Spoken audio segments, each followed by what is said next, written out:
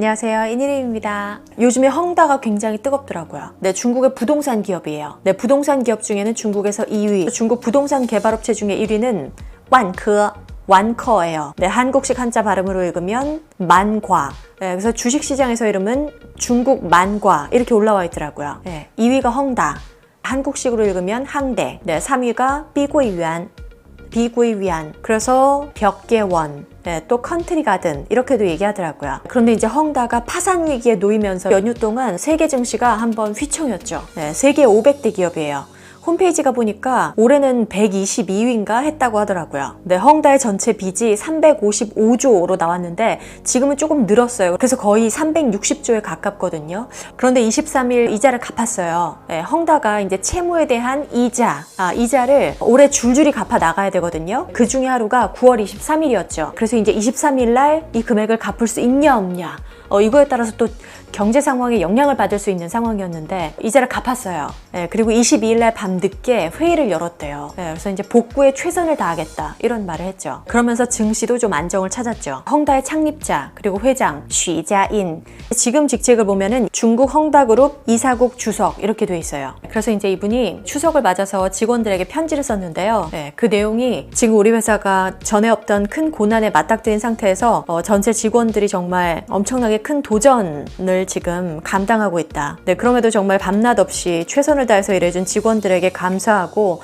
또 묵묵히 이걸 받아들이고 희생해준 그 가족분들에게도 정말 존경의 말을 전합니다. 그리고 어떤 어려움도 함께라면 이겨낼 수 있다. 지금 이 어둠 속에서도 나올 수 있을 것이다. 이렇게 얘기를 하고 있어요. 지금 이 상황을 중국인들은 어떻게 바라보고 어떻게 정리하고 있는지 한번 볼게요. 한 경제학자가 간단하게 상황을 정리한 내용인데요. 먼저 헝다는 제 시간에 맞춰서 위안화 채권 이자를 지급을 했다. 예측에 따르면 이 이자 액수가 2억 3,200만 위안이래요. 그래서 우리 돈으로 하면 약 421억 정도 되는 금액이에요. 두 번째는 쉬 사장이 이런 요구를 했대요. 업무에 전력을 다해서 복귀를 해가지고 바오지아오로 하면은 건물, 집 이렇게 볼 수 있고, 지아오 하면은 거래하다, 주다 이런 뜻이에요. 그래서 이제 집을 팔 때 열쇠를 넘겨주는 걸 얘기한대요. 그래서 이제 집을 인도하는 거야. 바오 그러면은 보장하다, 확보하다 할 때 보예요. 이게 이제 헝다가 하는 일이기 때문에 업무 복구를 위해서 최대한 노력을 하자 이렇게 지금 외치고 있어요. 그 다음에 또 쉬 대표가 언급한 내용이 재테크 상품을 구입한 이런 투자자에 대해서 부동산 실물 대체 상환 방안에 대해서 언급을 했대요.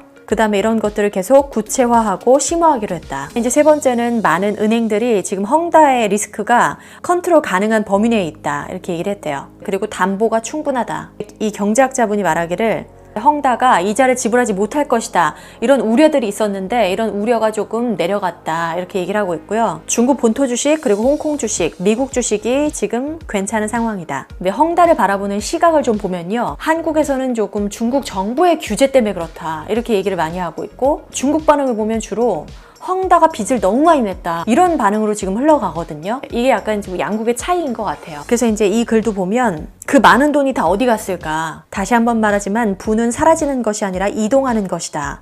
그러면서 채무와 손실의 본질은 쉬자인 등의 이런 사람들이 국민의 부를 이동시켜서 국민의 부를 사유화했다. 네, 이렇게 얘기하더라고요. 사유화했다고. 그래서 이제 은행에서 대출을 받았는데 그 대출을 받은 은행 돈이 다 국민의 돈이기 때문에 그 돈을 자신들의 돈으로 만들었다. 이렇게 얘기하고 있죠. 네, 그래서 돈을 빌렸으면 갚아야 한다. 이렇게 얘기를 하고 있고, 그 다음에 이제 또 다른 뉴스를 한번 보면 중국 다른 부동산 기업들은 안전할까? 이런 말이 또 나오고 있거든요. 그래서 이제 부채 순위를 보면 헝다 부채가 1위예요. 그 다음에 아까 3위 업체였던 비구이위안이 2위예요. 네, 그 다음에 중국 부동산 1위 기업인 완커 지금 부채 순위로는 3위. 그래서 지금 1위에서 8위까지가 지금 한화로 100조 이상의 부채를 가지고 있는 거거든요. 그러면서 이렇게 적었더라고요. 정수왕, 중국의 유명한 여배우예요. 제가 채널에서도 굉장히 많이 소개해드렸죠. 정수왕의 하루 출연료가 208만 위안이래요.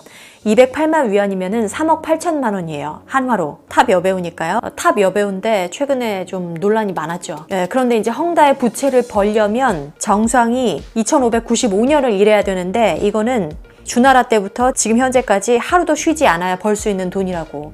은행이 이미 헝다 채무에 대해서 사전에 보호를 하고 있고 계좌 동결을 하고 있기 때문에 은행에만 문제가 생기지 않는다면 시스템 금융 리스크는 발생하지 않을 것이다. 네, 이분은 이런 결론을 내렸어요. 부동산의 상승 주기는 끝났다. 부동산이 이미 포화 상태를 넘어섰다고 얘기를 하고 있어요. 그래서 이제 외곽 지역이나 중국 3, 4선 도시, 중국의 1, 2, 3, 4, 5선 도시가 있거든요. 인구수, GDP 등을 통해서 이렇게 나눠요, 도시를. 거기서 외곽이나 3, 4선 도시, 여기는 굉장히 집이 남아 돈대요. 그래서 굉장히 많은 3, 4선 도시의 집들은 100년 동안 짓지 않아도 다 살 수가 없을 정도로. 네, 그래서 이제 부채율이 굉장히 높고 상환 능력이 없고 또 리스크 관리가 잘 안 되는 그런 기업들은 파산을 하게 돼 있다. 부동산 기업 대표들이 철저히 중국의 부호 순위에서 배제될 것이고, 그리고 부동산주도 더 이상 우량한 투자 지표가 되지 못할 것이다.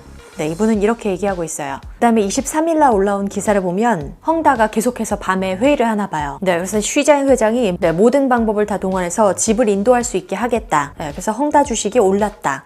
이렇게 이제 제목이 나왔는데요. 그런데 이제 여기서 중국 중추절 기간에 직원 3,180명에게 스톡 옵션을 지급을 해가지고 또 화제가 됐어요. 보면은 집을 넘겨주는 것 외에 헝다가 자동차 제조를 포기한 것으로 보인다. 그런데 9월 21일 헝다 자동차가 이런 공고를 내렸는데 3,180명의 기술직 직원들에게 3.2억 스톡 옵션을 제공했다. 네, 회사 주식의 3.31%에 해당한대요. 네, 중국 정부가 최근에 공동 부유에 대해서 얘기를 하고 있는데 사회의 돈으로 커진 이런 기업들을 국유화해서 공동 부유를 실현하는 과정의 일환이다. 이렇게 보는 시각도 있더라고요. 네, 워낙에 체제가 다르기 때문에 어떻게 흘러가게 될지 굉장히 궁금합니다. 네, 오늘 내용은 여기까지고요. 다음 영상으로 또 올게요.